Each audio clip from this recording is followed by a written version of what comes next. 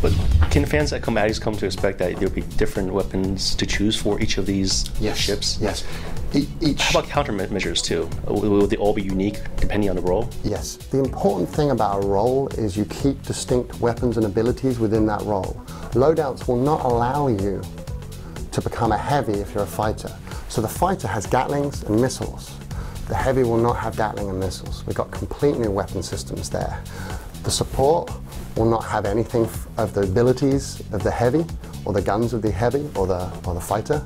They will have their own weapons and their own abilities. So what you see with the fighter is countermeasures, which is the perfect counter to missiles. One thing you didn't get to play today, but we have talked about, is the fighter also has a decoy system, which is the counter to the Gatling gun.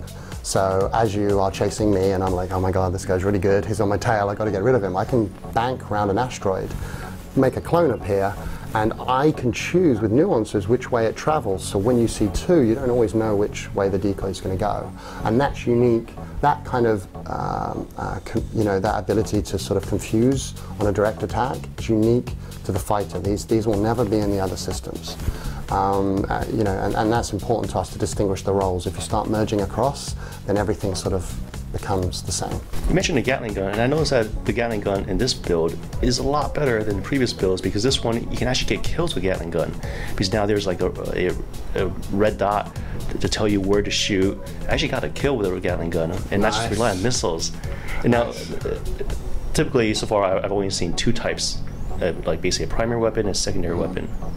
Is that going to be just the main focus of Valkyrie for the weapon layout? Just two weapons to choose from while in combat. Two weapons plus a counter. So I'll give you a little bit of an exclusive here because you asked a good question. I'll still have to be vague, so I apologize.